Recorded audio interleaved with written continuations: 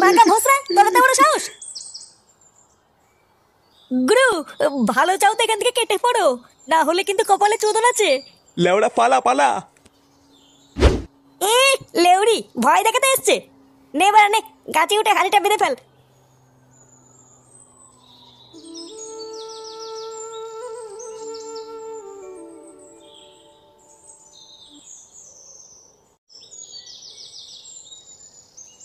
এই যে কাকা, তোমার ছেলেকে একটু চুদুর বুদুর করতে বারণ করো, ঠিক আছে? চুদির ভাইটা কিন্তু খুব বার বেড়েছে। ফুটো ফুটো আবার কি করলো? লেওড়াটা কয়দিন ধরে আমাদের পিছনে লাগছে। ছেলেকে একটু বোঝান, নাহলে কিন্তু কোন সময় রাস্তায় ফেলে পুঙ্গা মেরে দেবো।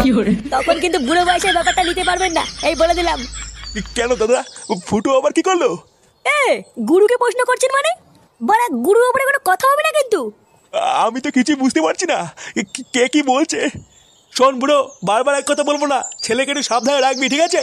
না হলে কিন্তু লেওড়া বাড়ি গিয়ে সেটাই নুবনা লঙ্কা ঘষে দিয়ে আসবো। আচ্ছা আচ্ছা, ঠিক আছে ঠিক আছে।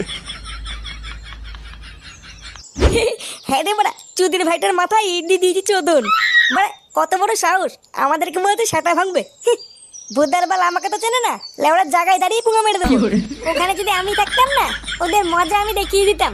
তবে হ্যাঁ, মালগুলো কিন্তু পাক্কা শেয়ানা, এটা মনে রাখবি। হ্যাঁ, ল্যাংচা এটা ঠিকই বলেছে।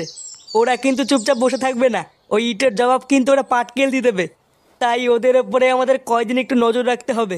ও বাড়া তুই কোনো চাপ নিস না, ওই দিকটা আমি ঠিক দেখে নিচ্ছি। লেওড়া বেশি তেড়িবিড়ি দেখলেই গাড়ি সাবল ভরে দেবো। এই এই ক্লাবের এখানে প্রধান কে আছিস রে?